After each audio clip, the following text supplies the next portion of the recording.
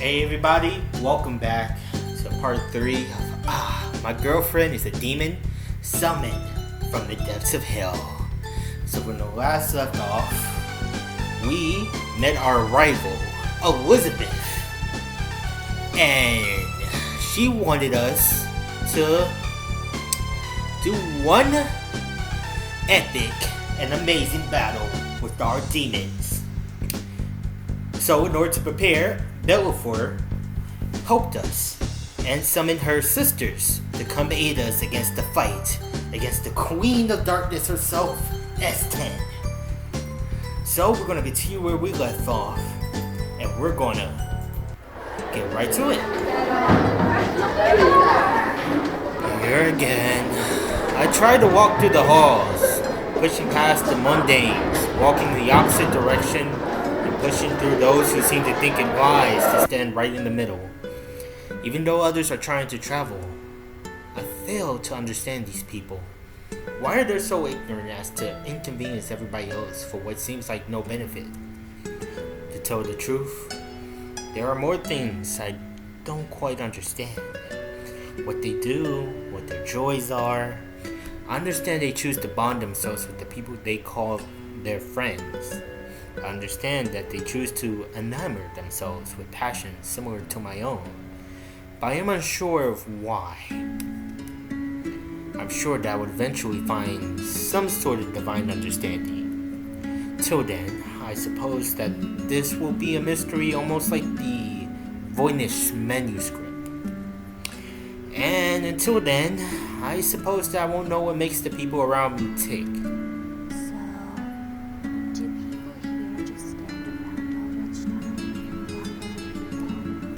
Essentially.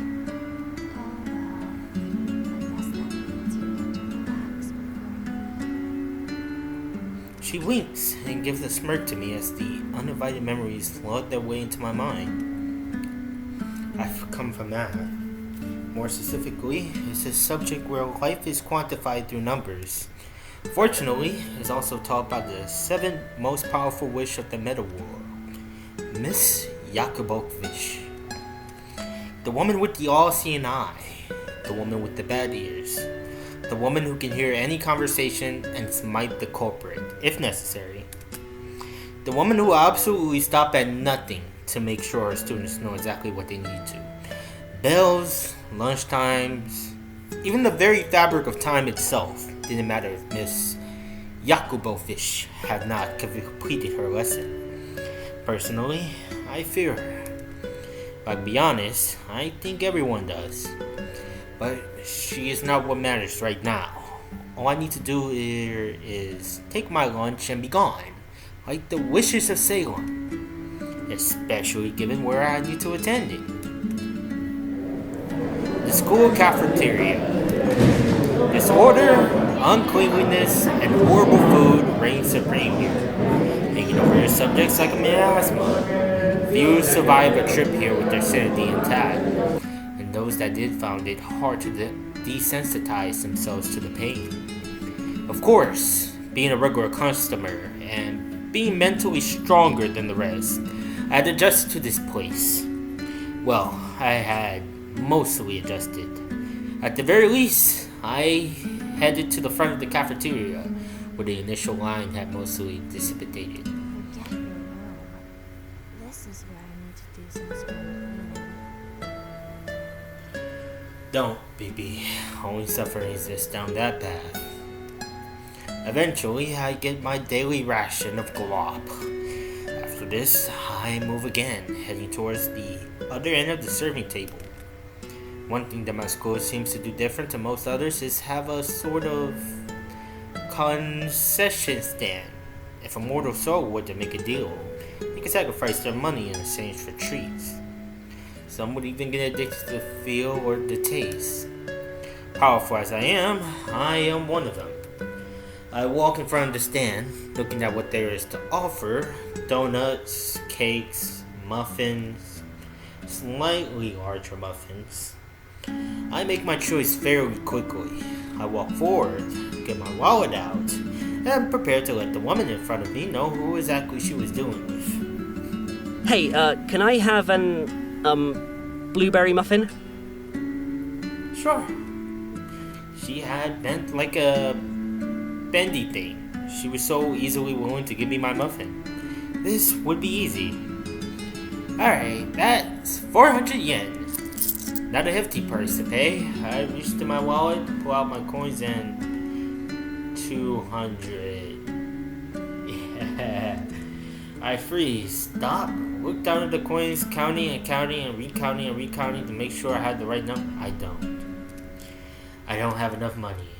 And I look at the sand and I see that there's nothing else I could possibly buy with the meager amount I have. There is nothing I can do. How could this happen to me?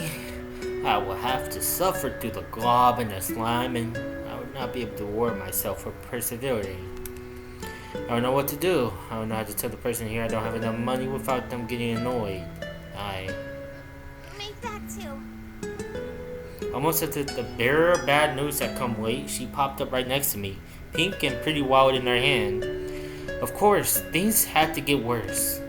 So, 2 blueberry muffins. Yeah. One for me. One for him. This almost feels like a joke. She just definitely feels like humiliation. Still, I suppose I cannot complain. Alright, that's 800 yen. Here. She hands the money. The woman at the concession stand gives a smile, 2 feet likely fake, as she hands the 2 muffins to her. There's a moment where she hangs there, staring at both bags. After it ends, she moves and gives me one with a shove.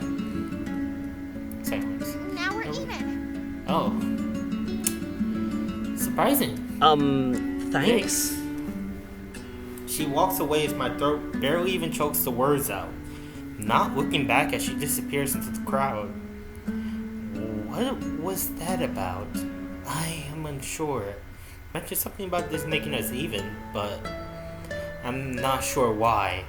Could it be the help at the supermarket? Thinking about it, signs point to yes. But couldn't she have taken advantage of that? Couldn't she have acted as if she did not owe me anything and used my generosity to her advantage? She should have. I would have. But I suppose I cannot complain. She had elected to help me out here. It's payment for me helping her out back then. What went around, came around. Well, yeah, that is called good karma. I suppose I could be happy at that. But still, why? Why did I accept it? I don't know. I am sure that it's not a hard question. I am sure that I will eventually find some sort of divine understanding about this topic. But until then, I suppose that this will be a mystery. Almost like the Voidnish menu script and I butchered that. And until then, I suppose that I won't know what makes that girl my rival tick. The remaining hours in the school day went by uneventfully. Not a moment too soon, neither. Beepy's curled up mass weighed against my back. With no other commitments, I went home, eager to apply myself. Tomorrow was the duel with the Countess, after all. I had to waste enough time with frivolities. When we arrived, Beepy trudged off to find a warm bed to curl up into. Lucifer, on the other hand, ambushed me with other plans. So you're telling me Yeah. that you want me to be the next subject of your art project? I mean, if you don't mind. I'm down. I don't mind at all. Of course I mind! I want nothing to do with your worldly trifles. Quite honestly, it's a waste of my time. Hey, Makoto, that's rude. You got a cute girl asking you to be her model for her little art project. You know, help her out. I mean, what's the worst that can happen? This so-called art won't help me end this miserable world, will it? No? No. You're gonna make her cry. Can't believe she's chosen to approach me about this. I'd never accept a proposition such as this. You're a bad person. Unless it were a painting fit for a dark lord. Not to mention, I cannot risk what otherworldly powers she will use. Or she would distill my soul and put it into a painting. I couldn't live a lifetime in a frame. I can't achieve my goals in a state like that. Sure, it would be utterly boring. No, I must refuse. Before I have a chance to continue my rant, she tears. Oh, look what you did, Makoto. You made her cry. I only want to draw you. I promise it won't take long, and I'll be out of your hair, and it won't mean anything, and I won't bother you ever again. Stop! Stop! Stop! Shaking my head and frowning, I cut her off. Sigh, despondently. I don't want to deal with the blowback from a situation like this. The others were to hear that I made Lucy cry. I'd never hear the end of it, or worse. Fortunately, I have no other choice but to participate. What a waste of time. As much as I hate to say it, I pity her. Which is odd, considering she's the demon lord of pride. These demons really are nothing like the versions in the books. Sometimes I wonder if they're playing a big trick on me, a ruse only to prove a point, to embarrass me for having the audacity to summon them. One of them. Not quite sure when this house became a house party, but here I am. I wonder will they grant me any power over this mortal coil, or are they only here to ridicule me? I'll suffer through these trials and tribulations if it means getting what I rightfully deserve. Fine, I'll do it. Let me get prepared. I must don some more appropriate attire. Appropriate? No. What you're wearing is fine. I promise. If you are to draw me, I want the art to show my true self. So, I need my cloak. Actually, if you wouldn't mind, I really want to sketch without it. Oh. Clothing only masks your true form. We don't need any of that role-playing stuff.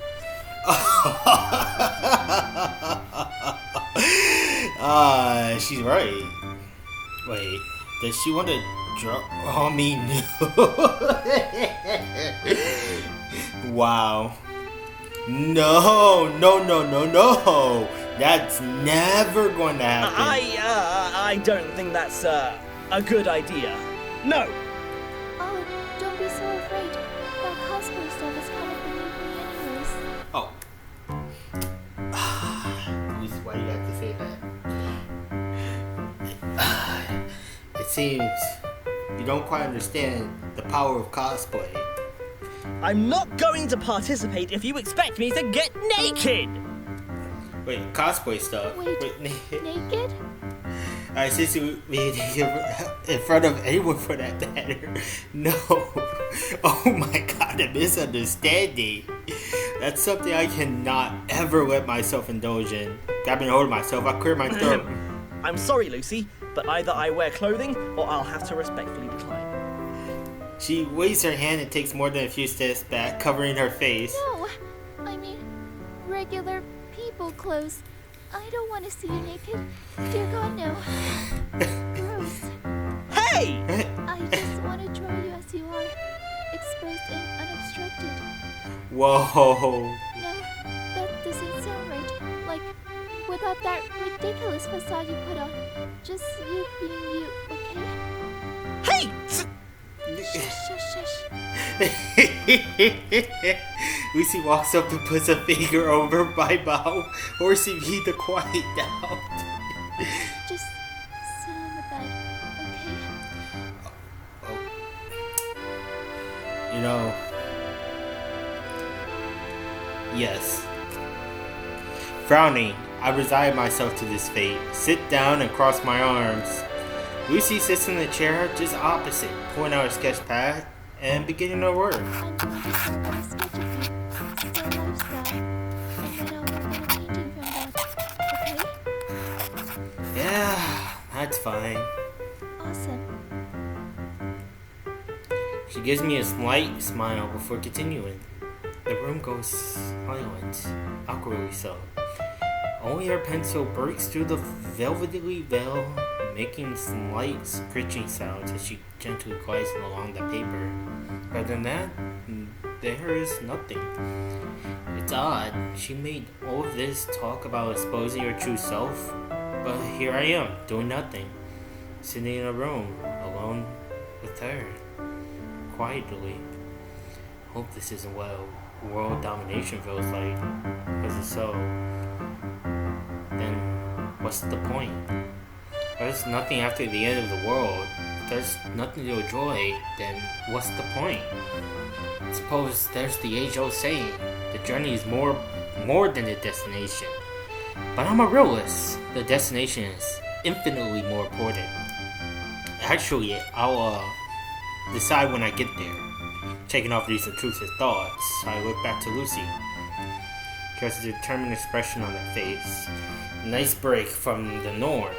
She's normally so anxious, shy, even now, but right now, she looks like she's actually having fun.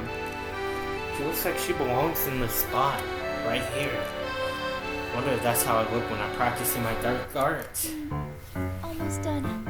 Thanks for sitting so still. You're a natural, or something. You know, your stance says a lot about you. You look so sad. Sad?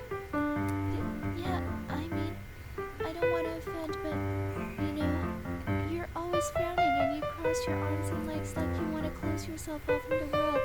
And I think that's really saddened. I guess it makes it easier to draw you, since your expression isn't exactly a complicated one. The fact that you hide your hands makes it much easier as well. Man, hands are hard to draw. Anyways. Sad? No, I'm the great and all-powerful Wolfgang the Fourth. Just one look from my eyes and all shall run in terror. They attempt to dodge fate, but it will come to all in the end. Sad, huh? Are you sure? Yeah, hands are awful. No, not that. Lucy looks at me, perplexed. Then it hits her. Yeah, I'm sure. You wanna see? Yes, of course. She turns her sketch pad towards me and holds it up over her chest. Wow, that's actually very good. No matter how hard it is to see me in there, it's obviously designed to be painted over or alongside. She's right. I do look quite sad. My body language closed off, my gaze down, my mouth in a slight frown. Doesn't look like I'm a bright and trumpet dark lord at all. You must have seen my reaction as she continued speaking. It speaks volumes. Seeing you like this, you look so forlorn about everything. No confidence. No pride. Which is weird. You seem so prideful when you're cosplaying, but in the end, that's just a painting. A caricature painted over the true you. You should try to take pride in not only your character, but in yourself. You may not see it, but you have redeeming qualities. Take pride in who you are, and what you show off to the world. You don't need to hide within yourself forever. Sure, sometimes you can get lost in pride, as I find myself doing sometimes. But it's bad to have a lack of it too. It's all about balance, yeah? And, you'd be a whole lot cuter if you did so. Oh my god. Blushing, she goes back to work as if she said nothing. Cuter? Implying I'm cute at all?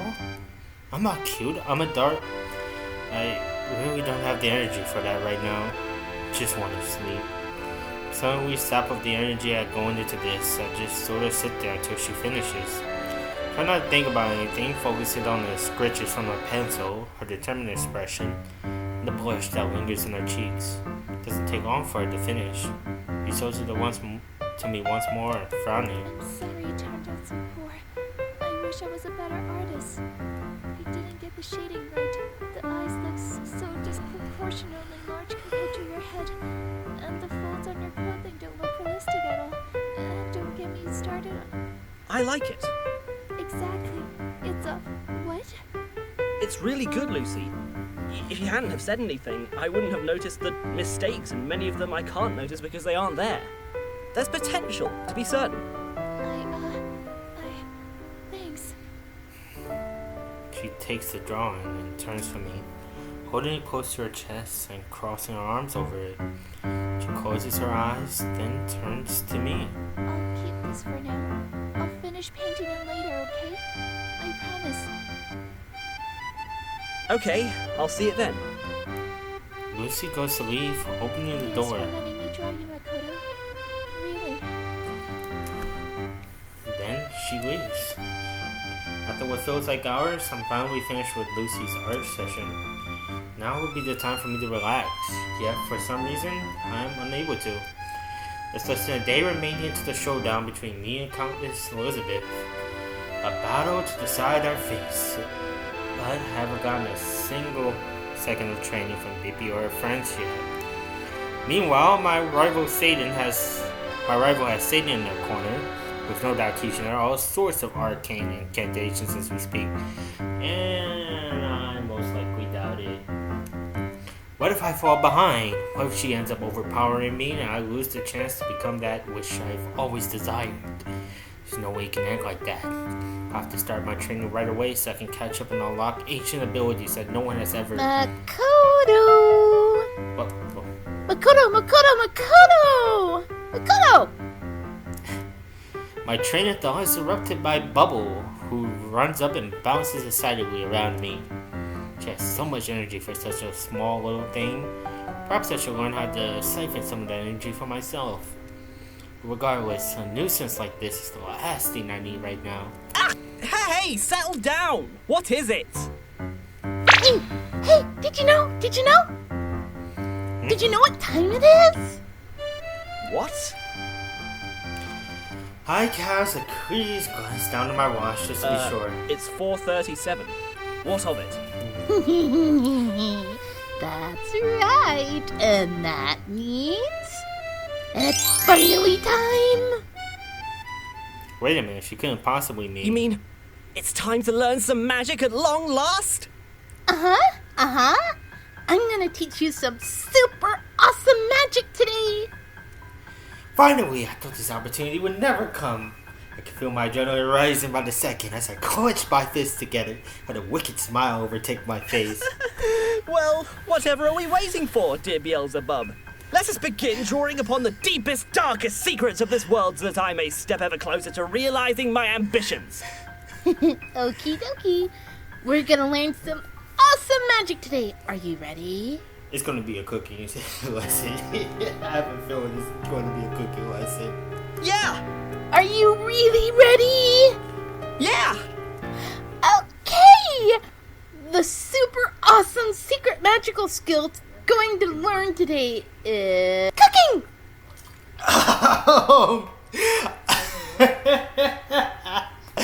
I was right. I knew it was going to be a cooking lesson. Bubble drags me to the kitchen and presents the stove like how Mother Harwood presents her seven-headed beast. Yay! Woohoo! I don't think I've ever been more disappointed in my entire life. All that hype and build-up for something as mundane as cooking. I had to sit as still as a gargoyle for hours while Lucy draws my portrait. This is what I'm ready now.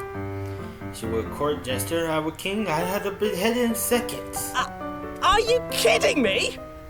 What good is that going to do me? Well, aren't you a no-fun Mr. Party Pooper? Cooking is one of the most important special abilities you can possibly learn. You can't be a super powerful demon lord on an empty stomach, right? You know, makes quite a lot of sense. Well, obviously, but... Then just relax. I'll teach you how to make a super awesome meal in no time. Besides, we gotta put the food we got yesterday to use somehow. Don't tell me you bought all of it without even thinking about it. This infuriating little imp is trying to get out of teaching me what I need to know. Doesn't she know what I need right now isn't a cooking lesson? I'm starting to wonder if Beepy has been serious at all in trying to get these guys to help me out. You know what? Fine. Whatever. I've been distracted left and right all week. What's more distraction for the magic circle? Fine. I'll look over what we have. No. That's not how we'll be doing things. In the catering business, the chef always listens to the customer first to understand what they want before they make any meal. So, I'll tell you what I want first, and then you can make it. I mean, sure, but I was just gonna see what food we have to work with. Oh, don't worry about that. I have memorized every single ingredient in the house, so I already know what you guys have.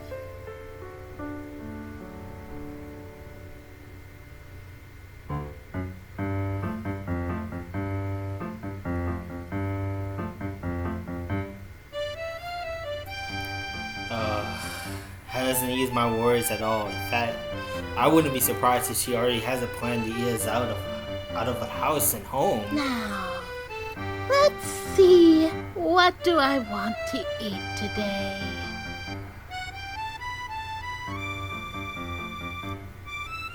Time to eat, time to eat. Whatever shall I eat?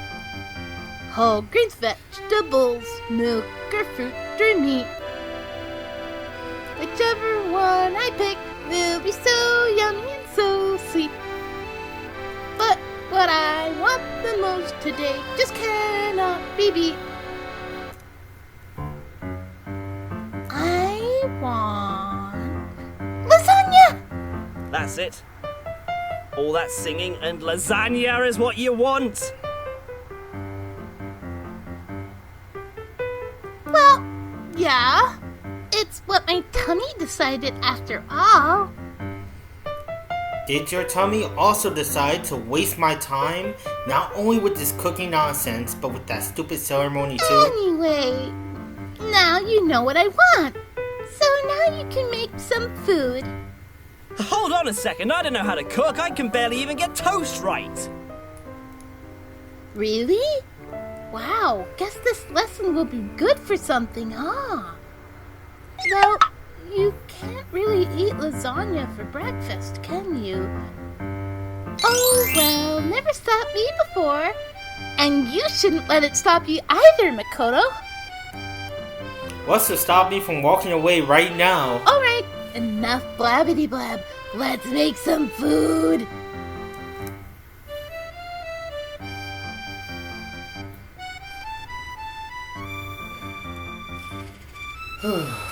Turns out we have more than enough ingredients.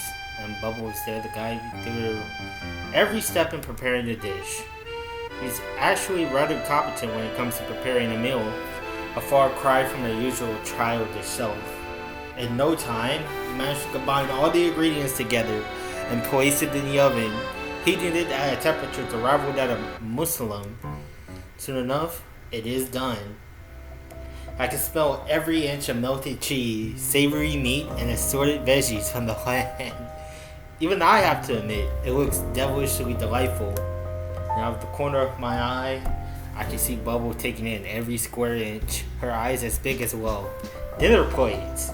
Ooh, it smells so good. Hey, careful, it's still pretty hot.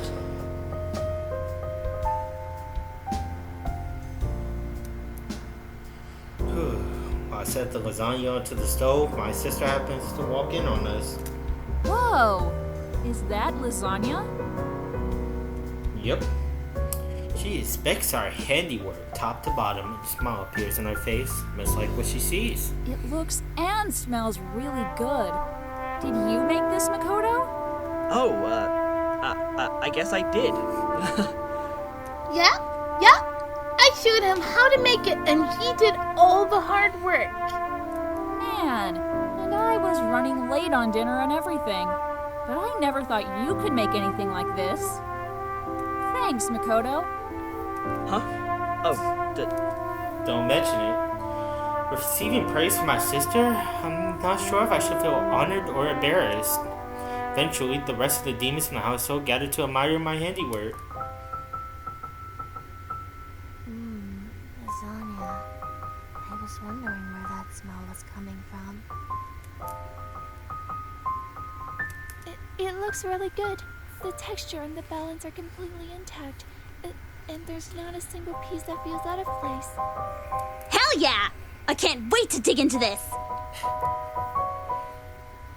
All this attention for just one meal, it's getting a little too much for me. I don't know why me making a meal is worthy of praise. It's just like giving Hermes a pat on the back for his natural speed.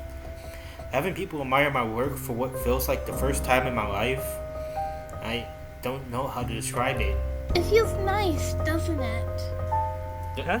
What does? That feeling of accomplishment when you work really, really hard on a good meal and everybody loves it. To know that all that time you spent making on the food was worth it. Because now you have something really yummy for you and your family to share. That's what it means to provide for yourself and for others. I think you should feel proud of yourself, Makoto. Making something like this provides people what they need to get through life. Without that lasagna, who knows what would have happened? We could have starved or something.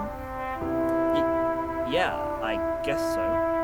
Making food isn't easy. It takes time and effort, and you have to get everything just right. But when you finish making a meal, you feel really good about it. And I think that's something you should feel when making anything. So, don't be afraid to enjoy what you made. You were the one who made it after all. She does have a point. Watching the others admire the lasagna I painstakingly made, it's hard not to feel some satisfaction for that. Like I was able to do something that really meant something and reap the benefits. Oh yeah, I almost forgot. In a haste, Bubble squeezes her way past the other demons to cut out a piece of lasagna, then presents it to Nami. First piece is for you. Huh? Me? I know it probably doesn't mean much, but this is my apology for the other day. Sorry I caused you so much trouble. Bubble. I don't even know demons were capable of regret. I can hear the sincerity in her words, and evidently, Mehmet does too, as she cracks an understanding smile. Don't worry about it. Thanks, Mommy. I cannot. I just cannot. It's just so wrong to say in my head. Knowing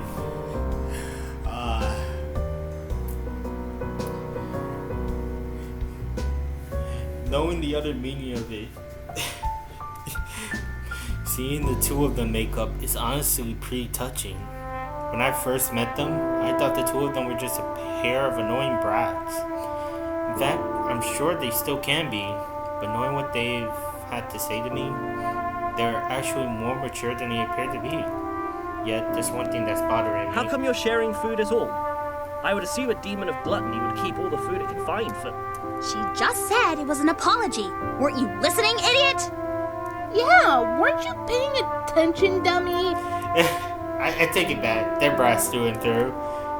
We gather all at the table to enjoy the delicious lasagna. I do feel proud about learning how to cook something, but in the end, I ended up not learning anything for tomorrow. I haven't learned any dark arts of any kind in the past 3 days. Knowing that, my mood turned sour in almost a heartbeat. Was I tricked? Did I allow my defenses to falter? All I've been doing is spinning my wheels while my rival gathers more and more power. All these demons have been doing is wasting my time, pulling me in different directions and not accomplishing anything truly important. What the hell have I been doing all this time? I don't feel any closer to attaining ultimate power. Not through shopping, nor through being a model, and especially not through cooking. Now there's no more time left. I feel wholly unprepared for the final battle tomorrow. Suppose the only thing left to do is for me to study up on my own. I should have done this sort of thing from the beginning. For another word to anyone, I finished up my plate and headed straight for my room. Now, to make my preparations. Well, I can certainly study my elder's texts, perhaps in an attempt to master time magic and repeat these past 2 days in a more productive manner. I have an easier option in front of me. Satan's business card. While I was foolish to think I could cover as much ground as Elizabeth by using the exact same method, this is the best shot I have. Though she failed to realize it, I was far more powerful than she was before our duel was set. But there's a frightening possibility that Satan's help allowed her to catch up to me. She couldn't have gotten too far ahead. With only a few hours of Satan's time, I could easily make up the difference and then some. Please pick up. Hiya! You've called Hell's Top Idol S-Pan. Yes, Satan, I require your assist. I can't come to the phone right now, and our servers are a teeny bit overtaxed. Wow. Son of a... Is everything just part of a conspiracy to waste my valuable time? This might take a while. Perhaps to study my Eldritch test in the meantime. But it would be unpleasant if I was about to make a breakthrough and was suddenly interrupted. Can't be that much longer, so I'll just wait. And wait. Okay, this isn't working. I feel my temper rising. Then I realize I'm trying to contact a demon of wrath. Her entire existence revolves around petty inconvenience. So, to get an audience with her, I have to make it inconvenient for myself. I take this opportunity to study the tomes I've been hoarding, not for the knowledge itself per se, but the full faith into believing it would be inconvenient for me to be taken off hold. However, I slowly find myself fascinated by the arcane rituals that lay before me. Yes, this is it. I don't need Satan at all. If I just master this, Elizabeth's defeat will be in the palm of my hand. I just need... Hello! There we go. Damn it! Wait, this is good. You've reached Hell's Support Hotline. Satan, I need... If you want to talk to Belphegor, press 1. What? If you want to talk to Mammon Agreed, press 2. I want to talk to Satan of Wrath. If you want to talk to Beelzebub of Gluttony, press 3. Just get on with it. Which one is Satan? If you want to talk to Lucifer of Pride, press 4. That's all of them. Then the next must If be... you want to talk to Leviathan of Envy, press 5. Wait, who's Leviathan? That's one's not even here. If you want to talk to Asmodeus of Lust, press 6. Asmodeus? Okay, that means Satan must be... If you actually wanted to talk to Belphegor of Sloth, but zoned out at the start, press 7. Wow. Oh, come on. And if you want to talk to Satan of Wrath, press 8. Yes. Hi! You've reached Satan of Wrath. At long last. This is what I like to call my personal support hotline. My name is S-Pan, silly. Are you kidding me? Even if this is a joke, it's gone on way too long. If you want to know the current status of your soul, press 1. If you want to know the time and location of my next show, press 2. And if you want to arrange a meeting to train yourself in the use of unholy powers in order to smite your greatest foe, press 3. Oh my god. Yes, perfect. Great! Clearly, leave your name, number, astrological sign, blood type, and color of underwear you're wearing right now, and we'll try to respond within 10 to 12 business days. Wow. 10 to 12? Damn it! What the fuck is this, a postal service? I throw my phone to my bed and watch it bounce pathetically. Makoto, you doing okay in there? I decided to let Beepy in. She could probably sneak in herself anyways. No, I am not okay. I learned nothing of the dark arts from you lot, so I sought the aid of Satan herself. But all she did was temper my fury. Well, I mean, that's kinda what she does. Satan of Wrath. Ring any bells? Then what's your excuse? You and the others have limitless arcane potential, yet all you do is waste my time with flowery nonsense! Whoa there, cowboy. You're kinda missing the point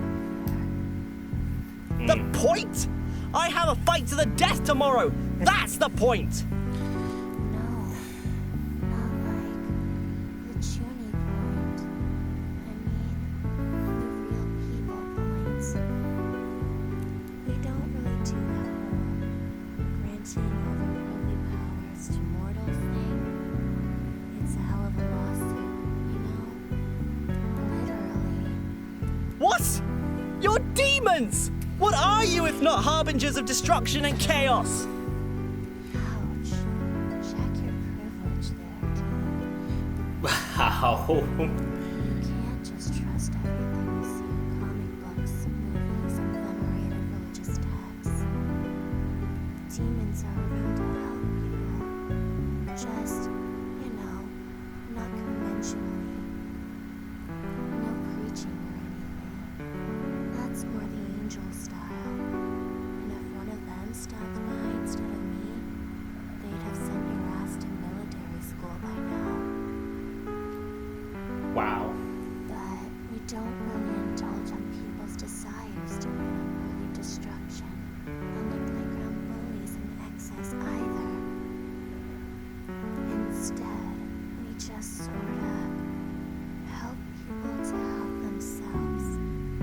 The things you humans call vices can just be ways of taking care of yourselves. Ha! You speak of vices! Don't you realize you're talking to a demon lord? Sin is my entire domain! Wow. This is so great. Yeah, that's real edgy of you and all, but, not really. Indulging in your vices is just engaging with the world around you, you know? Actually having desires and making decisions for yourself and stuff.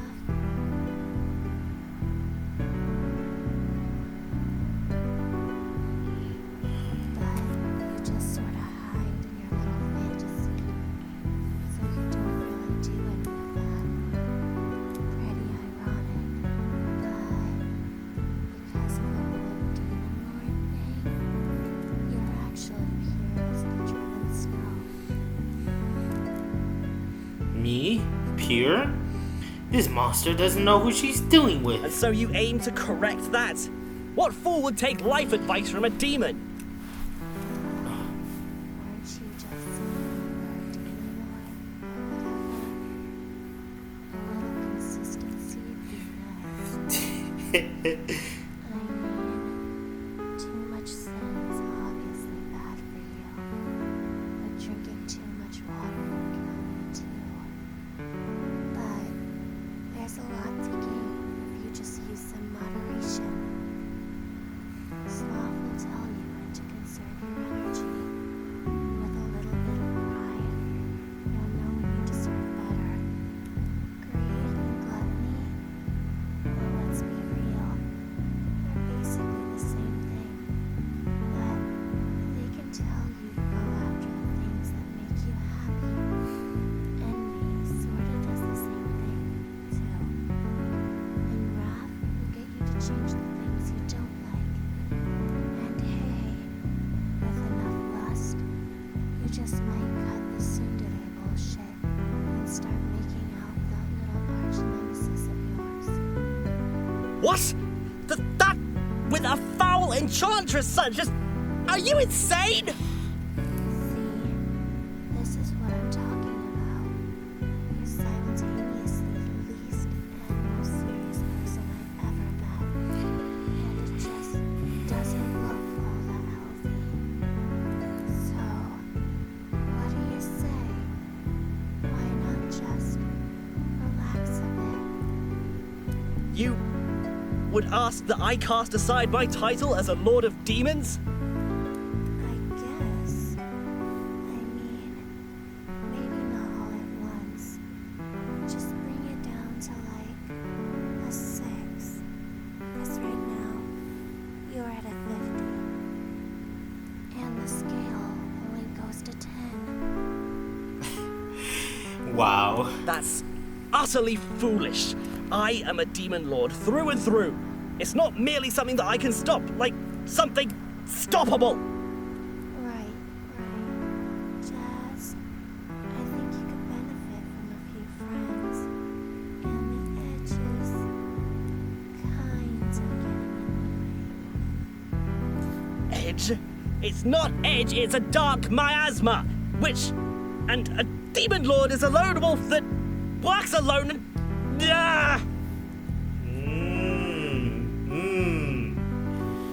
She's getting into you, Makoto. Yeah, just look. I'm not trying to preach or anything. Really. But just because I'm not going to tell you the answers doesn't mean I won't ask the questions. I mean, what do you actually get out of the whole demon lord thing? Is it actually worth it? Worth it? Of course it's worth it! I could have untold arcane powers rise at my fingertips! Right, yeah. Demon powers. But, like, what would you do with them?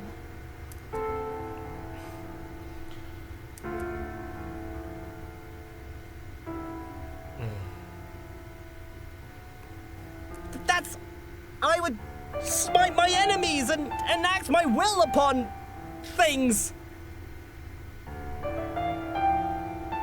See? Your whole plan is all vague and shit. So, hey, let's say instead of a demon lording or whatever, you come watch another movie. Just for tonight. It isn't vague, it's a demon lording or whatever. Stop looking down on my activities. They're important. They have cosmic, and I don't. Fuck you! Sheesh, fine. Serves me right for putting so much effort into something. Sorry. I'll go ahead and leave you alone. Just go ahead and do what makes you happy. Alright? Damn.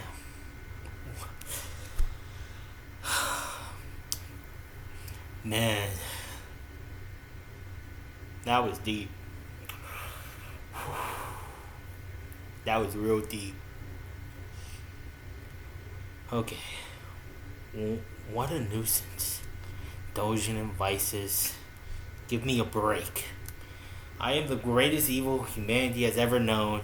And after tomorrow, I'll finally have proof. I've merely transcended the definition of sin to create my own. That's all. Not pure as the driven snow. Enough of this meaningless distraction. As I recall, I was right in the middle of a breakthrough before I was so rudely interrupted. I turned to my tome and began to study in earnest. Yes, this will work. Proceed unimpeded, the most productive I've been in months. No eons. That is until a piece of paper slips under my door. Are they serious? I opened up the card. Dear Makoto, we're sorry about the last 2 days. We assumed we knew what you wanted better than you did, but that was wrong of us. We hope you can find in your heart of darkness to forgive us. Your friends, Beepy, Mappy, Bubble, and Lucy. P.S. You should totally still make out with Misaki, though. What a worthless bunch. Though, I suppose I'm somewhat fond of them. Nevertheless, I returned to my research. There's simply too much at stake for me to indulge the distraction. Finally, my last minute cramming is finished. Allow myself a long stretch. Take a moment to admire my handiwork. Not even the greatest earthly philosophers, with all of their combined knowledge, could have accomplished in their lifetimes what I just did in mere hours. I feel unstoppable. Nothing can possibly wrest me away from my dark triumphs. Except, of course, for the sudden onset of exhaustion. How long have I been studying? Glanced over to my alarm clock to see how many fleeting hours had passed. It's 11:20 now.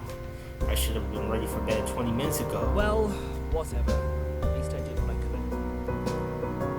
Cleaning myself of impurities in the bathroom, I determined that it was finally time for bed. Time once again to drift away into that dark void of slumber until the next day. I can at least sleep knowing that after all my hard work, I'm prepared for what lies ahead tomorrow. With no other obligations to attend to, I draped myself in blankets. close my eyes and drift off to sleep. For some unexplainable reason, my eyes open once again. Why am I unable to sleep? Has the Sandman decided not to sprinkle his dust over me this evening? No, there has to be an explanation for why I'm feeling this way. Turn over my side to try to find an answer. Hey, Beepy. Huh? But Beepy is not here. She hasn't snuck under my sheets and curled up beside me like she always has. It's more than just an answer I found. It's a realization that hit me like a truck. I've driven Beepy away. And now I'm all by myself. Here in my room with no one else to share this bed with.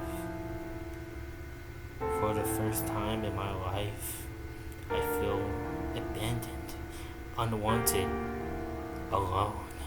I turn over on my back, staring up at my bedroom ceiling and trying to make sense of it all. I think back to the time I spent with Beepy, even though I thought of her as a pain and a useless demon. She was trying to help me this whole time. Beepy was trying to make me into a better person. And all I did was yell at her, called her a nuisance. I was so obsessed with trying to learn my dark art I could to gain an upper hand over Misaki that I lost sight of what she was trying to teach me. Now she's left me alone as a result, and I feel that loss more than ever. Even when I didn't want her in the same bed as me, her presence alone is preferable to the intense loneliness I'm feeling. And it wasn't just her either. Mommy telling me to hold on to what matters to me. Lucy encouraging me to take pride in myself. Even Bubble teaching me how to provide for myself and for other people. They were all giving me the knowledge and wisdom I needed to make it through life. But all I did for their help was scorn. I turned a blind eye to their advice, believing their words to just be a waste of time. And it's only now, after I turned my back on them, do I realize all of this. They must think I want nothing to do with them now. Or worse, Beepy must not want anything to do with me anymore. What have I been doing all this time? Yeah, what have you been doing? I try to find the words to describe this pit of despair I'm in, but nothing comes from it. My mind is completely blank, too exhausted to think anymore. All I know for certain is that this doesn't feel right. It isn't right for me to treat their help like a waste of time. It's not right for them to feel like they've wasted their energy on me. I was the one who caused this rift, and now, more than ever, do I realize that this is no way to live. I have to be the one to mend these bridges. I have to come clean and own up to what I've done. I'm not even sure if they'll forgive me, but I still have to make things right. Not for the sake of some petty duel, but for the demons who've helped me, and also for my sake. Makoto Takayama's sake. With my mind made up, I began to close my eyes. Finally, I start to sleep. My eyes slowly open to greet the new day. All the anxiety and loneliness from last night almost feels unreal. So many jumbled thoughts flowing in all at once. Not even sure what day it is right now. I cast a glance towards my calendar, following the days that are marked off until I reach the present. It's Friday, the day of the fated battle. The day I face Misaki and put an end to our feud. I wish I could be more excited, but after last night, it's hard for me to even think about it. I know that all of my training will be for naught. My mind is clouded. God, what am I even saying? Who cares about that? This doesn't have anything to do with that. This is about making things right. If I can even think about what to do with Misaki, I have to talk with Beepy. I need to tell her that she was right. Not just her, but everyone else too. They deserve an apology just as much. With my mind made up, I freshen up and head out of my room. As I thought, everyone's awake and seated at the table. There's an awkward silence hanging in the air.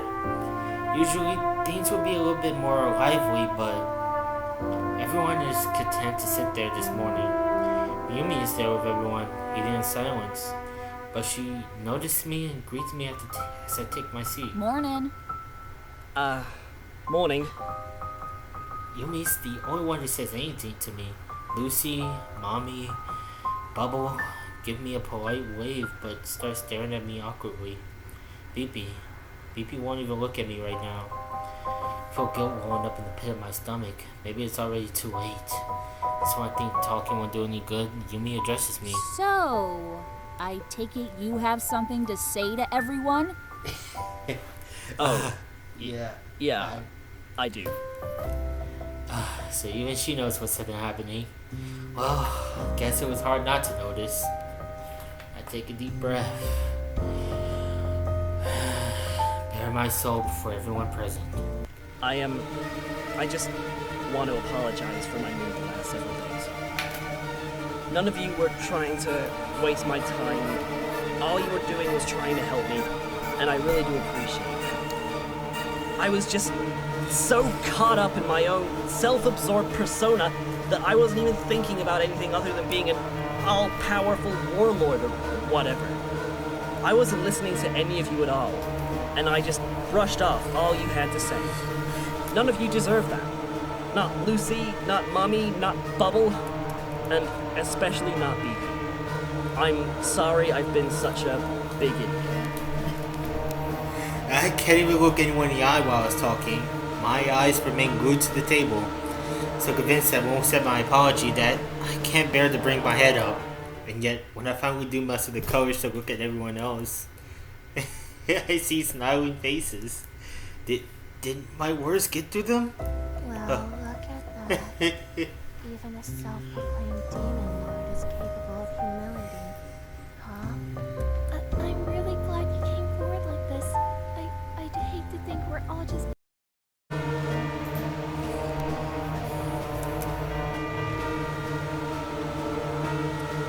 I'm so convinced that they won't accept my apology that I can't bear to bring my head up. Yet, when I finally do muster up the courage to look at everyone else, I see smiling faces. Did my words get through them? Well, look at that. Even a self-proclaimed demon lord is capable of humility. Huh?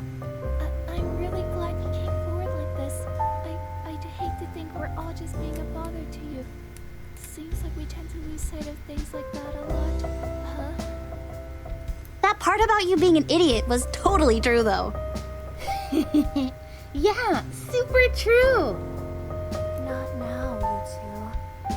You're spoiling the moment. I can't even believe what I'm seeing right now. Everyone's so accepting of my apology. Thought they wouldn't accept it at all, but here they are, smiling like nothing ever happened. So you forgive me? Of course we forgive you, big bro. It's not like we've known each other for that long anyways, so... Don't worry about it. We're cool, Makoto. Yeah. I couldn't bear to turn down such a heartfelt apology from you, Makoto.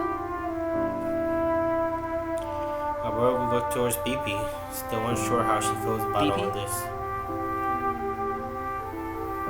Sure. I'll accept your apology. I could tell you were being genuine and true to yourself just now. Besides, it's too much trouble to hold a grudge for that long. Everyone, thank you.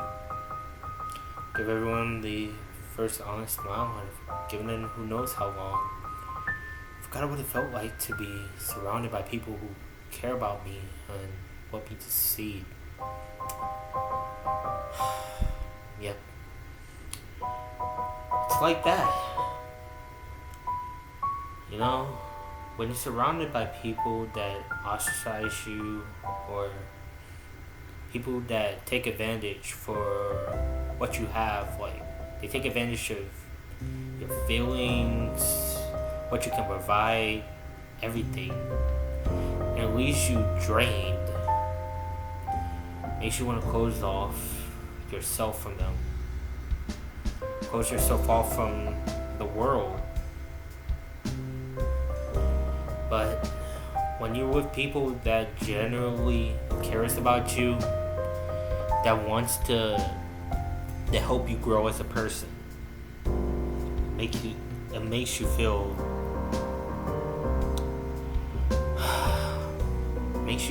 happy inside, you know, a little bit giddy. You know, I'm glad I have people in my life that I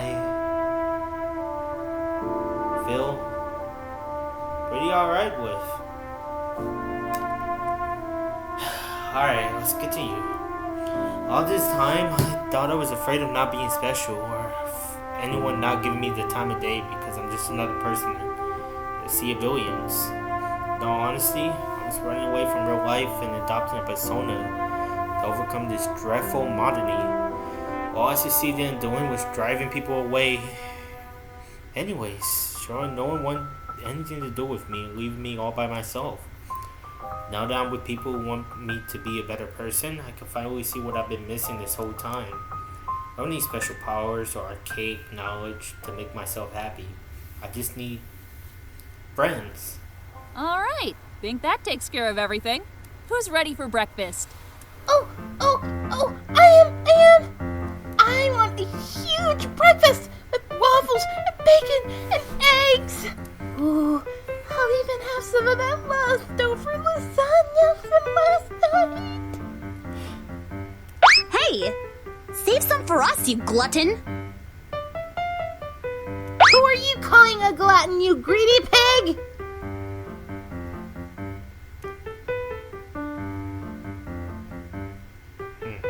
Can't help but all share and laugh as we start putting things together for breakfast.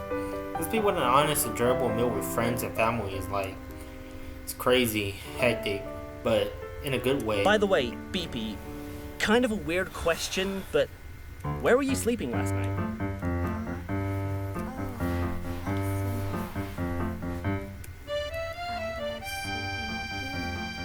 What? Huh? Lucy's face. I look over to Yumi for confirmation, causing her to blush in response. What's the problem? There's nothing wrong with two girls sleeping together, right? Besides, it was kind of nice.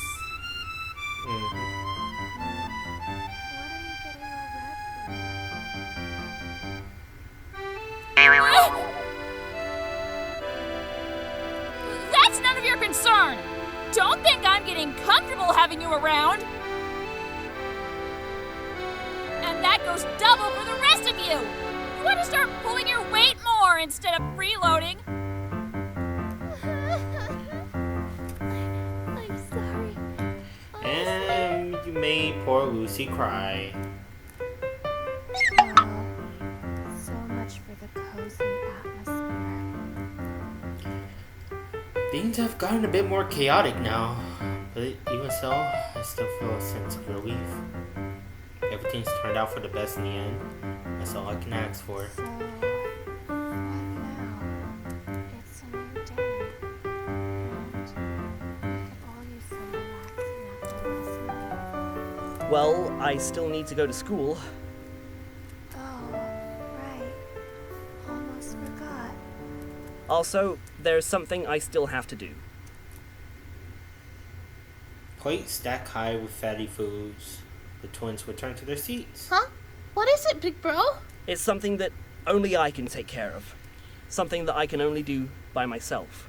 I won't ask any of you to shoulder the burden. This time I'll handle it on my own. I'm coming with you, you know? No, I can't let you, Beepy. What the hell's your problem? You spend all that time sucking up to us just so you can abandon us again? No, of course not! I don't want to involve anyone else. This is strictly between me and her. So you don't have to worry. I'll be back before you even know it. I give you my word as No. As Makoto Takaya. Everyone stares pensively at me until Beepy shrugs her shoulders. Do what you gotta do, I guess. I hope you'll come back soon, Makoto. Don't you dare think about leaving us behind again. Got it? Please, just come back safely. They're all waiting for me to come back. Of course, that's what friends are for. I'll just have to trust that I'll make it back in one piece. Just like how I have to trust in everything they've taught me. I'll see you all later. Same I feel Alice, the first honest friends I've had in a while. I step out the house and towards the school. Next day. It's another ordinary day for the students of Akumaho High School. Another long, tiresome day of sitting through endless lectures. The students accept their fate, so our knowledge like flies.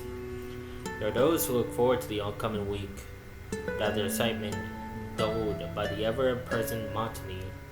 By the time they get to enjoy the weekend, they find they must return back to school, and the cycle begins anew.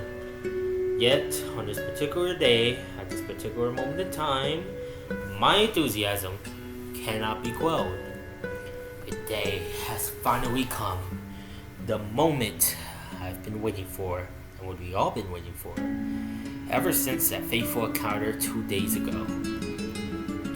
My final showdown with Misaki Tendo, better known as Countess Elizabeth, the everlasting marsh patriot of the Forgotten Realms.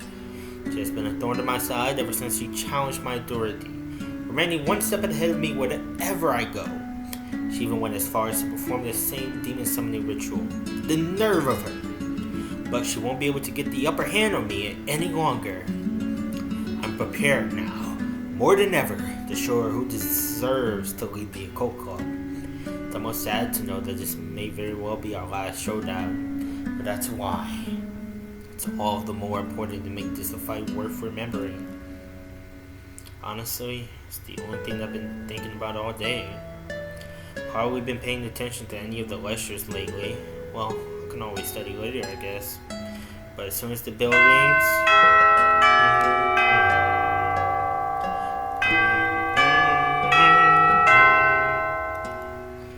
I bolt out of my seat and head towards our meeting place. But something feels off. It took me longer than usual to fling my backpack over my shoulders, make my way out of the door. I don't think it was this heavy when I came in today. No curse was placed upon it to make it heavier either. Oh wait, I know exactly what's going on. With the passing sigh, I roll my eyes, take off my backpack, and open it up. Alright, Beepy, come on out.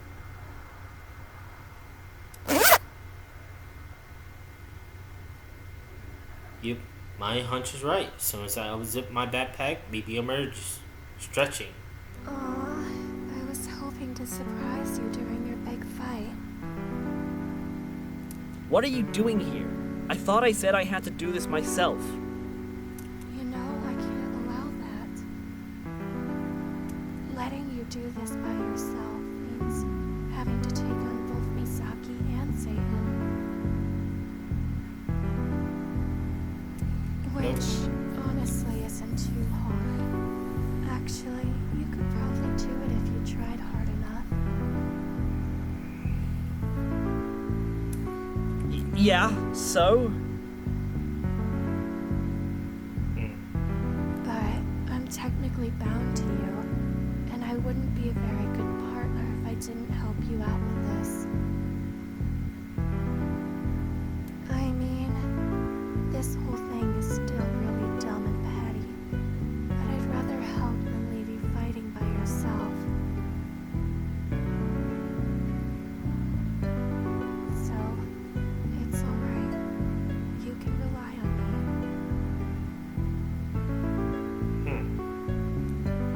me. Beepy. That's alright. I can't rely on her. I've been so focused on doing things myself that I didn't realize it until now. Beepy, she's been helping me out for the past couple of days. Not just her, but Lucy, Mommy, and Bubble too. They all want me to succeed. I haven't had the chance to properly thank them yet, but there'll be plenty of time for that once this is all over. I'm still not sure what to make of myself after all they've taught me, but what I know for certain now is I'm not alone. Hey, Beepy. Quick question.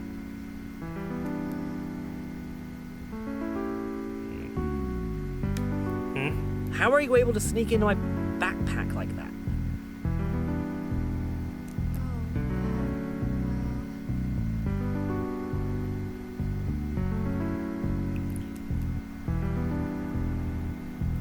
You know how a cat can fit into almost any space if it tries hard enough? It's kind of like that. I'm pretty flexible, so small spaces aren't a problem for me. Right, but that still doesn't explain how you snuck in without me noticing. Dude, I'm like really good at being stealthy. There was this one time where I snuck into Satan's room and... There you are! Oh, never mind. I'll tell you later.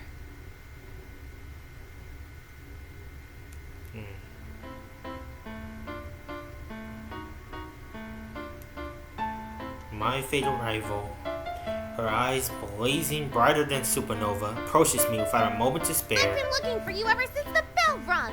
We were supposed to meet on the roof for our final battle, remember? Don't tell me you decided to chicken out now. Your empty taunts won't work with me any longer, Elizabeth. I strike a fancy pose. And get myself the character once more. Oh, I had no intention of running. I was just doing some last-minute strategizing with my demonic servant. Isn't that right, Beepy? We're gonna totally beat you up and stuff. Real smooth, Beepy. Is that a fact? Well, I'll have you know that me and my servant have been training non-stop these past few Earth days. And now, we're at a height reachable by no other being. Not even you, Sebastian. It will be most amusing to see you groveling at my feet as I claim that which is rightfully mine. Don't be so sure of yourself, Countess Elizabeth, for it shall be you that falls before the combined might of me and my servant. You shall finally see that the stars have been aligned in my favor all along. The sparks of our rivalry intensified with every retort. It's hard to believe it's all built up to this moment, but we're so close to finally settling this. She may brag all she wants, but we both know who's gonna come out on top in the end. Oh right, Satan's here too, right? Oh my gosh, I can hardly believe it! The climactic showdown is here at last! I still can't believe you two made it this far, but I bet it's all been worth it. But I can feel the powerful auras you two give off! Ooh, I'm getting goosebumps just looking at you. I'm sure you don't need me to tell you this, but let's give it our all! Make it gory and exciting for everyone watching. But don't forget to have fun too. Satan arrives just as Misaki and I go our separate ways. No one else is left to hear our encouraging words, except for Baby. Huh? They left. Calm down, dude. Let's just go already.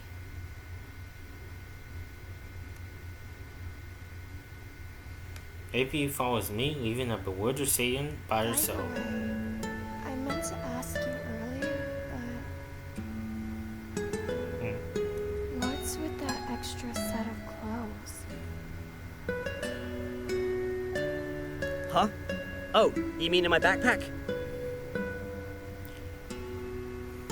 Don't worry about that, my faithful companion. You'll find out soon enough. I don't know why, but I've got a bad feeling about this.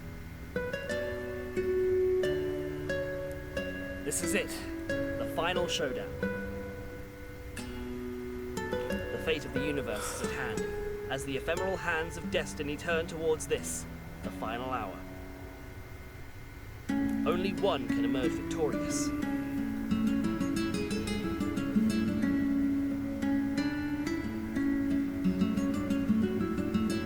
Well, unless we were both cast asunder, then I guess both of us would be losers.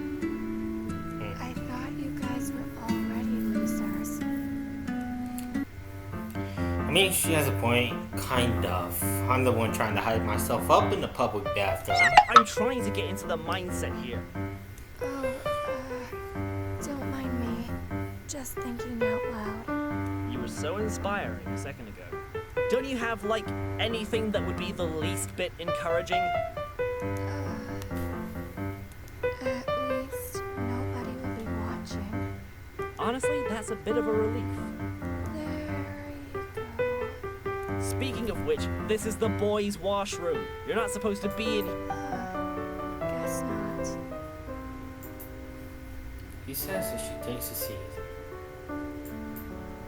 Well, it's worth a shot. I'm just gonna get changed into a stall over there. You never told me why you need to change, though. The cape adds a +5 modifier to my magic stat. I don't think... Okay, sure. But I'm still not 100% sold on this Mortal Kombat thing. Like, you guys aren't gonna beat each other up, right? Maybe. A real lord doesn't dirty their hands with such repulsive displays. We shall fight with class and dignity, and channel the most arcane of magics at our disposal. A war of wordy words, as it were. I don't see how any of this is classy, but, well, try not to get hurt or anything. Don't do anything I wouldn't do. Well, all you do is eat and sleep, so... Is there no greater purpose in life? All right. So true. Stepping out of the stall, I flourish my cape. Do I look as if I'm ready to harvest a rainbow scale from the most bloodthirsty dragon? You, look distinguished. Distinguished is good too. All right, I'm ready. Kick her ass, Makoto. But not literally. That's assault.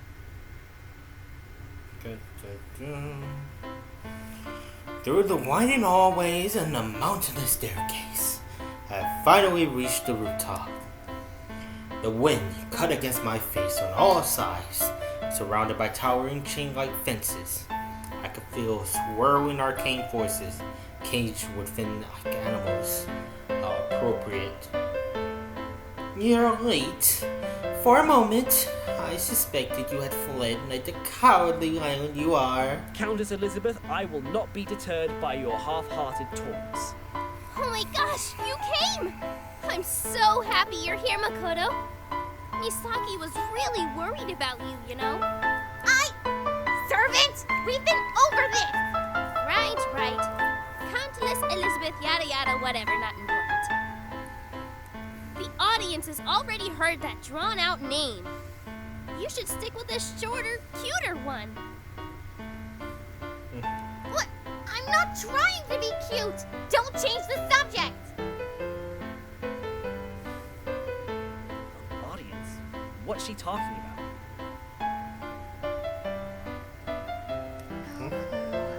Enough! I bided my time, and now it is time! The witching hour beckons! Eternity everlasting waits for no mere mortal. It is time to settle our 1,000-year rivalry! For someone in a hurry, she sure is monologuing a bit.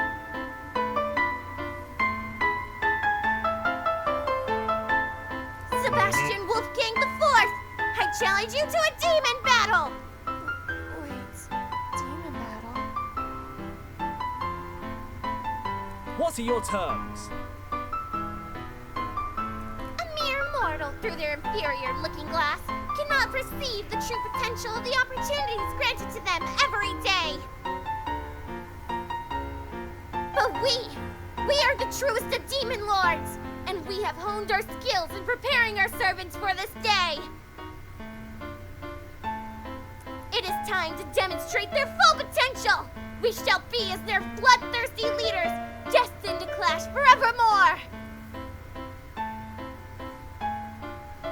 Or until a victor is decided.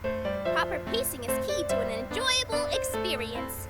Though I guess it doesn't really stop a lot of shonen shows from going on and on and on. I don't okay. recall agreeing to Mortal Kombat. I know how hard it is to clean bloodstains. Think of it this way, Beepy. If you tire yourself out, it'll make the rest that comes after that much more fulfilling, right? I really hate it when you use my own logic against me.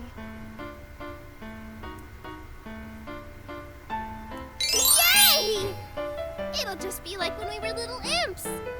Sticking our hands into cookie jars, playing tag, setting fire to villages. Aw, I'm getting nostalgic thinking about it.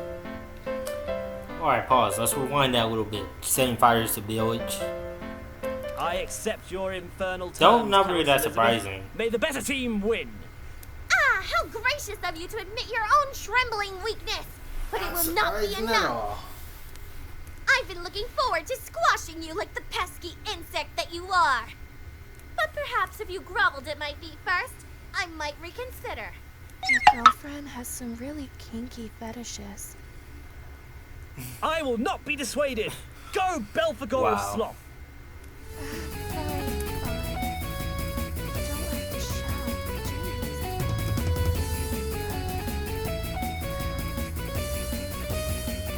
I choose you, Satan of Wrath. That's me. You know that feeling when you're eating a burger and the patty slides out onto your... We know who you are, Satan. You really don't have to introduce yourself a third time. Ah, but it's for those watching at home.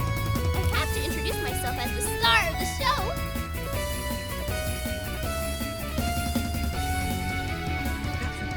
She's just making stuff up. Well, the school does have security cameras, but wait, don't distract me! It's time we ended this! Two demons face off against each other in the middle of the ring. The retainers stood at the sidelines, staring daggers at one another. Tension was thick. The cutter with a katana. You're in for quite a rude awakening, Countess. Beepy's defenses are utterly impenetrable. Fools as you are, I prepared Satan to penetrate any and all defenses! Yes, yes! You see, I have a secret weapon. Oh. Your hollow clothing is nothing but conjecture and fabrication. Give it your best shot, if you are prepared. Aw, you don't believe me? Okay then, I'll have to prove it to you. Oh. S10 clapped her hands together, holding them at her waist. Her eyebrows forward, concentrating intensely. Wait, she performed the Kamehameha? Her hands began to glow with an awesome power. Now then, I recommend you don't look directly at my super attack, or else it might burn your retinas. An orb of light was slowly accumulating in her hands, pulsating with light. It was growing bigger and bigger. Yeah, she's performed the Kamehameha. Misaki was grinning cheekily on the other side of the arena, and dread washed over my face. Oh god, was this something they planned together? Okay, then here we go! Prism Shower Sparkle Beam! That's a fancy way to say it's a Kamehameha. Towards her hand, she unleashed the energy of one grand gesture. I shielded my eyes. It was so bright. Was this her true power? The light disappeared. I was afraid to look at what happened to Beepy. I couldn't hear her. Was she obliterating the brass? Was I foolhardy? I I didn't want to lose Beepy, not like this. Stilling myself to face the truth, I reopened my eyes. What I saw was not quite what I was expecting. Beepy was just standing there. For an awkward moment, all of us stood, staring and utterly dumbstruck. What? Oh, I had my eyes closed. Satan gave me a warning, so... Beepy! You were supposed to keel over, defeated by the forces of good! What? Really? I honestly have no idea what I'm supposed to actually do. Hey, Makoto? I don't usually do any of this geeky, dreamy stuff you guys do. You got any advice? Is there a script? I didn't come prepared. How did you survive that energy blast? That sparkle thingy? What even was that? It was a blast of concentrated love! It's the most powerful force in the world! Yes, it was her idea. For love is powerful enough to topple kingdoms and to right the most unjust wrongs. Oh, I guess that explains everything. He's always been pretty oblivious to anything involving love. Hey, I'm not oblivious. Not any more oblivious than we two dogs flirting it out. We're not flirting! We're not flirting! I abstained from mentioning any of the times Yumi acted weird around her. Didn't seem like the time or place. Whatever, it probably didn't even affect her. She probably didn't even notice. That does sound plausible. It's just a dumb little Beepy! Why can't you play along? We're supposed to be having fun! Stop fraternizing with the enemy! This is war! Say, Satan, she's bossing you around a lot, huh? Yeah, I just wanted to bring sparkles and sunshine into her life. But she's very stubborn. It's all doom and gloom and really angsty poetry. I feel bad for her, honestly. It must be hard to make friends. Huh. Yeah, no kidding. TMI, Satan! Ugh! You're just saying all this to piss me off, aren't you? That's it! Makoto, face me! Right here, right now! It's actually... You know what? Never mind. Sure. As I walk over to meet Misaki, head on, I hear the demon girls chatting with each other. You see that? Now they're gonna make up and be friends. You're shrewd. I'll give you that. So the demon battle didn't work out. It seems we're at an impasse. It's fine. I didn't honestly expect much out of our mere servants. I had a backup plan. I cannot think of a more fitting way to end this than to decide it with a duel. Oh. A duel?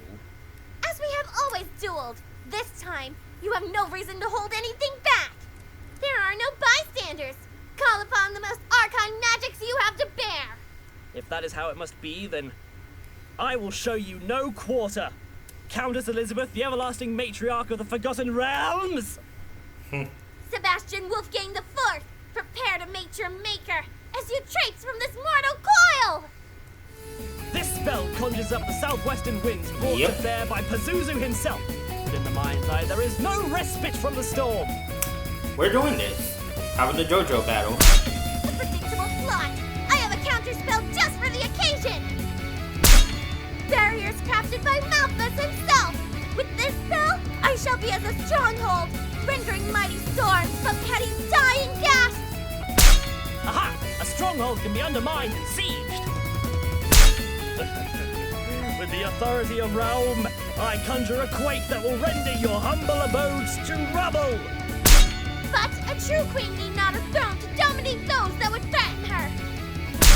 With the spell of Beleth, all shall remain as my loyal subjects. With the power of love, my empire will remain immortal and eternal. But do you have the presence of mind to not quiver in his presence? Oh! Is that a challenge, you treacherous worm? The JoJo poses are getting more intense. Our woods flailed wildly as if possessed by demons themselves. Perhaps we were. Spell after spell. It was exhilarating. You seem to be enjoying this a little too much. Oh, we really are in love. They're made for each other. I'm not sure we can call it. You think so too, right? Oh, I hope they make up and kiss after all this. This isn't some schlocky rom-com set. Our climactic duel went on for what felt like hours, and as the dust cleared,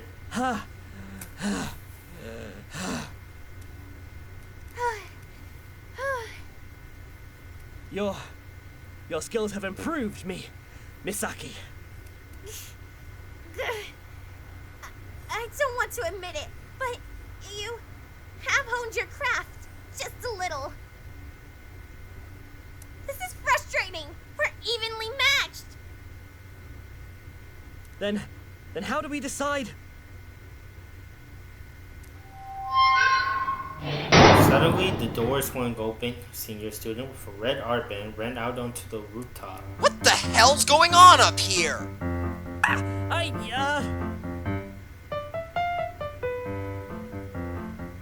We were just enjoying the weather. yeah, the sun is nice. I heard shouting, and both of you should know that students aren't allowed on the rooftop. And what's with those outrageous costumes? They aren't costumes. They're ruining vivid tunics. Whatever they are, they're against uniform regulations. I don't know what kind of messed up date you two are on, but We're not dating. We're not dating. between the uniform violations, entering restricted areas, and the noise complaints. And aren't you two supposed to be in class? Oh shit.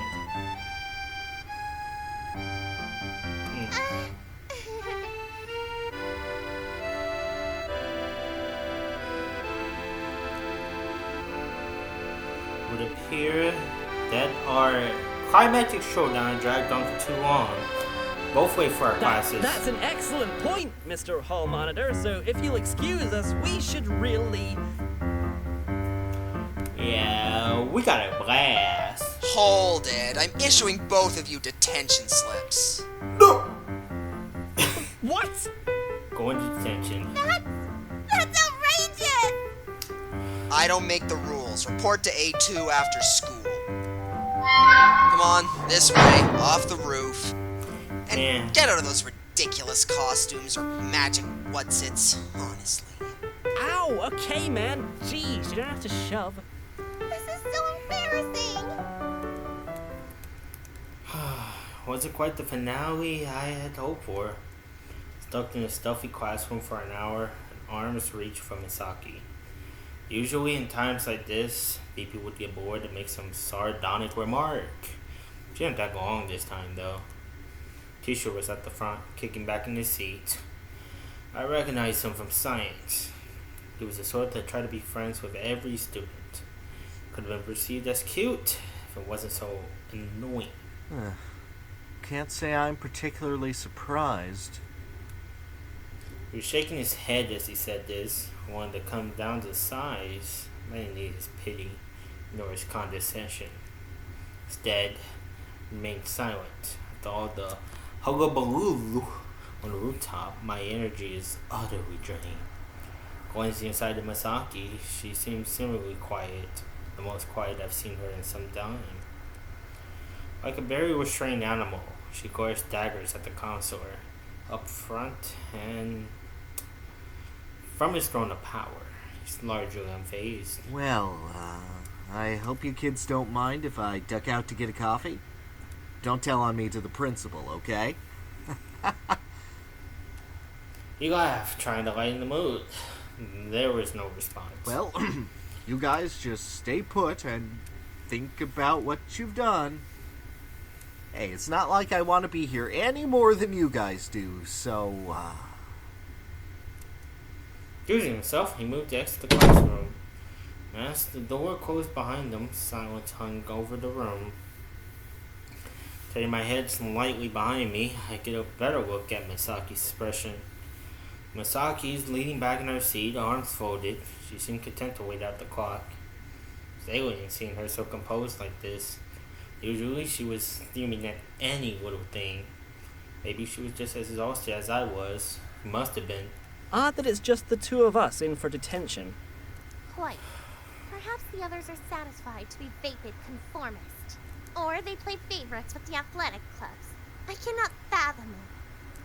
Why don't they allow students on the roof? I never understood that. Everything's fenced off, it's completely safe. Far as I know, no one's died up there. Mm-hmm. Nice view, too. And from such a high vantage, you could be closer to God. Huh. I didn't know you were the religious sort. I'm not, really. It just sounded cooler in my head. I see. Silence fell over the classroom once again. Couldn't stand it. Something didn't feel right about this.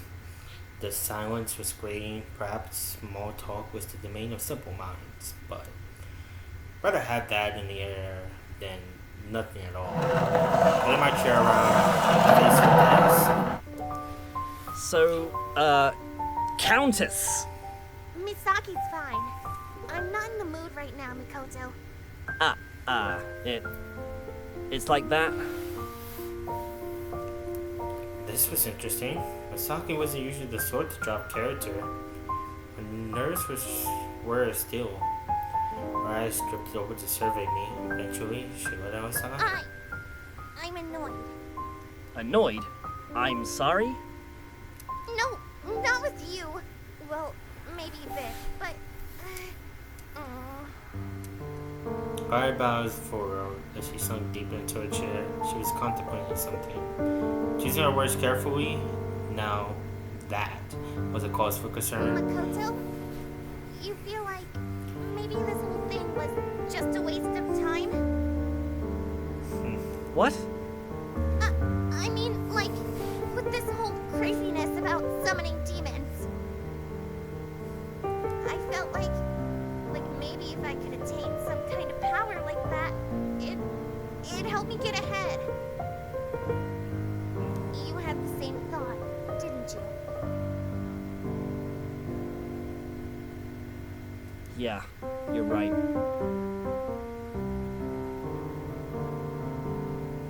And then when we put all the cards on the table, none of it really amounted to anything. It was the same as if we met. I suppose our servants ended up being layabouts, huh? True, very true. Still though, Satan, she seemed to care about you a lot. Right. Power of love and all that nonsense. She's endearing in her own saturine way. And I suppose your Beepy was quite attached to you as well. Yeah, she wanted me to make sure I was taking care of myself properly. I don't think she ever really cared about the demonic showdown. Misaki stared in her seat. Frankly, I'm not in the mood for a rematch. We put everything on the table. Determining a winner such as that would be... It'd be repeating the same process, expecting different results. Exactly. Makoto, I was wondering, why did you want to start the occult club? How did our ritual turn into form? That was a question I had thought about in some time. Pause, trying to recollect, come over a suitably poetic recovery. But nothing came to mind, nothing that would satisfied the Countess. I was bored, I guess. Bored? Yeah, I mean, why would you climb a mountain? Because it's there. I figured just to cast a line and see if I hooked any catches. Perhaps a club would be the beginning of a following. And from there, my influence would grow from the lordship of the school to across town to across Japan and then the world itself. And then I would extend my reach to the stars. Of course, you'd be looking for followers. But you must be terribly lonely, not having any friends. You don't have to be so blunt about it. Oh! Misaki was grinning cheekily, laughing her annoying laugh like it was some kind of trash phase. Not like she had friends either. That's something of a relief, though. When I had found out, I thought you were just trying to one-up me as rivals are wont to do. Perhaps I gave you too much credit. Wait a second. When we exhausted our mana pools, you said it yourself. We are evenly matched. Perhaps you're a bit too prideful. That was... Fine. I guess I said those things. I guess. Huh. Oh, don't look so self-assured. If Satan had pulled her weight, this would be settled by now. If she pulled her weight, huh? Leaning back in my seat, I thought about things a bit. Maybe they had other priorities. What are you babbling on about? There was something Beepy was always nagging me about. About taking the magic talk down a notch, acting normal, making friends. How preachy. I was a bad listener too, but I think she had a point. Did Satan ever talk to you about this sort of stuff? Sometimes.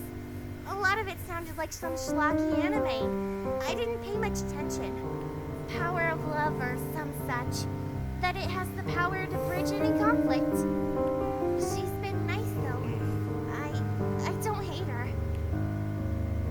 Donkey must have grown attached to S10. Usually it takes a lot of goading to get such high praise from her. I guess they've been looking out for us more than we thought.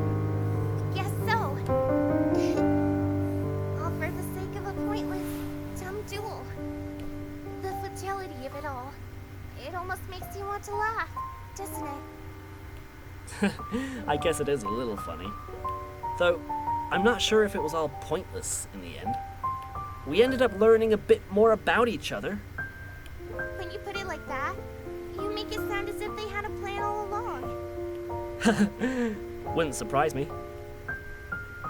Oh, both of us were able to chat so casually, without pretense or masquerade. There was a question that hung in the back of my mind. Misaki, I had an idea. Would it be an issue if we submitted a joint application for an occult club? Oh no, she was seriously considering it. Well, you are my equal at a Magus, though your attire is novice magecraft at best.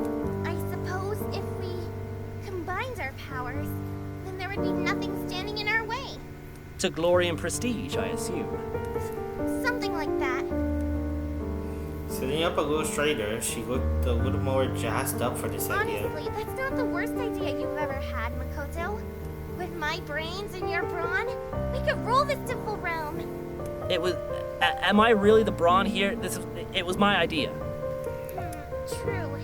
A two-headed dragon would be more appropriate moniker. Shoot. Usually you end up signing contracts for this sort of agreement. Do you want to shake on it instead? Her eyes lowered to my outstretched A hand. verbal agreement would have sufficed, but, whatever. And we are on to the hand-holding stage, guys. Yes, sir. She crossed it firmly. Her eyes lit up with excitement. The pact is sealed. We shall combine our resources and bring about a new age, Sebastian. I wouldn't have it any other way, Countess. Hey! You kids better not be enjoying yourselves in there. Crap. We'll talk later. Yeah, definitely. Yep. Parting ways, we settled back into our seat. As the counselor returned, a mug of coffee in hand. Sorry I took so long. No one else is around here at this hour besides the janitor. Had to make a cup for myself. Fresh, though. Yeah, you kids better glower in jealousy at this discount coffee. That's what detention's all about. Regrets, silence, and reminiscing about all the time you lost out on. Glancing aside to each other, we decided it's best to bide our time and wait out the remaining minutes. Alright, time's up. You two are free to go. Go on, get. Silently, we shuffle our way out till the classroom is no longer in sight. Finally, released from our imprisonment, we emerged to the blinding daylight. The sun was steady on its descent. Time marched to his own drum, it seemed. Waiting for us were two demons opposite of the same coin. Or at least a similar coin. Same currency, at least. Fail. Hey! Guys! Over here! Huh? They're together. And they are shouting at each other. What witchcraft is this? See? See? It was all because of the power of love, you see? Uh-huh. The original idol S10 scores another convert. What are you two doing out here? After leaving us to rot in our cells, you have the gumption to show your faces? Well, I mean, detention was for you two, not us. Would you want to serve time for something you didn't do? I mean, someone here would know what that feels like. Looks at you, S10. Don't worry, though. We've been waiting ever so faithfully for your return. And now we can all be together again! Oh, I missed you guys so much! And in that moment, S10 barreled at us with a hug. Oh, this grip! I think my ribs are puncturing my diaphragm! See, Minion? Jeez! As you command, Misaki-chan. With a giddy smile, S10 bounced back away out of the corner of my eye. I could catch Beepy rolling her eyes. I was thinking about things we could talk about to catch up. Like our favorite waifus, or the ethics of gun control. Oh, and which fantastic finale game is the best? I like the 13th one the most. Big fan of 7, 15, and... yeah. You ought to save it for the party at least. Party? We're having a party? What's this about, Makoto? This is the first I've heard of it. Your guess is as good as mine. Shit, I wasn't supposed to mention that. Whatever. Cat's out of the bag now. Lucy and the twins stayed behind to plan a party for you. Their logic was like, if you want sweet, we'll get to eat and have fun and celebrate. And if Misaki can do us, well, at least you'll have a nice meal. This sounds suspiciously like something Bubble would come up with.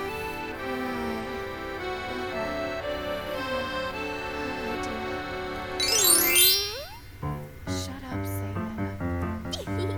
It's okay. I won't give away your little secret. Though, I wish you would have told me my other sisters came out to play. I would have visited. Gee, I wonder why I didn't tell you. Aw, that's super cold, Beepy. Doesn't matter anyway. There now. Huh? Really? Turning my head to look, I see 3 familiars scampering down the block. Makoto! Keep it down, Bubble. Someone will hear you. It's not like anyone can perceive us anyway, you know. Don't be an idiot. Bubble? Mommy? Lucy? What are you doing out here? We're here because we got an extra special surprise for you. Oh, a surprise. What? It's not a bad surprise. Or are you not grateful for the gifts we shower upon you? Stuck-up prick is what you are. No, I'm grateful, really. It's just Beepy already let me in on the surprise party. Aw, that's no fun. I made pretty decorations and party favors and everything. They aren't that good, but... Hey, what the hell, Beepy? This whole thing was your idea, wasn't it? Oh well. Party's back there, so I'll make sure it's all hot and ready to go. Just before she was about to dart off, Mommy cut off her exit with pinpoint accuracy and prediction. Hold it, lard ass. You're not getting off that easy. Well, at least neither of you guys got hurt in the final battle. I think that's a good thing.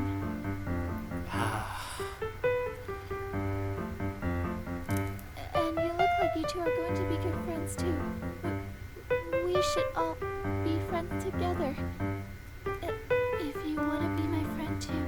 I mean, I wouldn't mind at all. Lucy was a little skittish, but she meant well with every word. Well, Countess, it seems they have a grand feast awaiting us. Are you serious? We don't have time for vapid festivities. What? Misaki was scowling. What was she so upset about? That was always the question with her, it seemed. Even in times of revelry, she always found something to pick We at. just signed a pact to establish our organization. And you want to whittle time away eating and drinking? No, I won't have that. There's too much to do. But they planned a party and everything.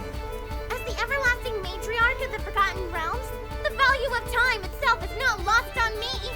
Well, she's at it again. It's okay. You get used to it. Ow. Firmly grasping my hand, she tugged at me to We follow have to along. submit the imperial paperwork, gather the necessary materials for the rituals. Proper materials, not the dollar store junk you grabbed from the dollar store. Hey, it worked, didn't it? Not to mention the lessons. We have to set a curriculum if we are to influence the masses. There are innumerable ways to greatness. Geomancy, necromancy, hydromancy. A whole lot of mancies. I guess they would drive you a little lancy. Shut your filthy mouth, Sinner! If you're going to be my able-bodied assistant in the scheme, I'll need you at your best. Wait, who's assisting who? We're supposed to be equals, right? You forfeited that privilege the instant you made that ghastly pun. You're at it again. I read that this is just another one of their mating rituals, you know? It'll be fine. Well, all's well that ends well, I guess. Jeez, I could use a nap. Well, I'm not sticking around. There's a delicious meal waiting back home. Hey, wait up! Damn, she's fast. I guess I'll be going too. You guys go ahead. I'm gonna make a few calls. So, in the end, Misaki and I agreed to work together and form the Occult Club. We're not dating or anything, it's just a mutually beneficial collaboration. As assistant as S10 is on that point. In a way, I'm glad that happened. Everything else ended up working out for the best. Misaki's very determined to make this a success, and I don't intend to let her down. Maybe things will calm down. Huh, that's my cell. It's from Yumi? Hello? Makoto! Where the hell are you? Inside voice, Whoa, stop shouting! You nearly blew out my eardrums. right? You're supposed to be supervising your little demon gremlin friends. Come home right now. I made plans. Plans? Listen, they're all here for that dumb party. More of them. I don't even know who invited them. It was probably Satan. The whole family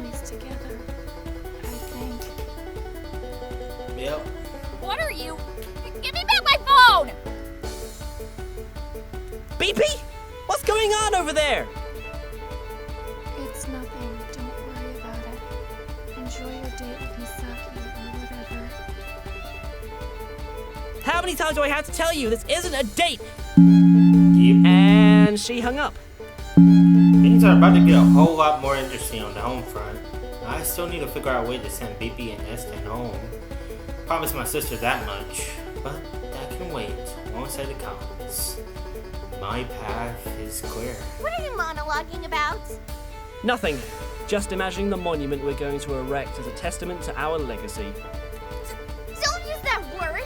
Erect. It's lewd. But I was... whatever. Well, guys, that's it. We have ourselves the ending of My Girlfriend's a Demon Summoned from the Depths of Hell. Man, there was one wild ride, and it was a pretty good story.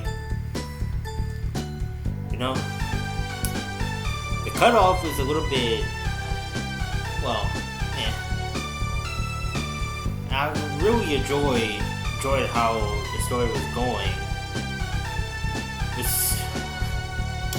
It's such a shame that, well, it ends here. But there is a sequel, which we'll get into playing eventually. But for now, if you all enjoyed the video, make sure to hit that like button, subscribe, and I'll see y'all next time. Peace out.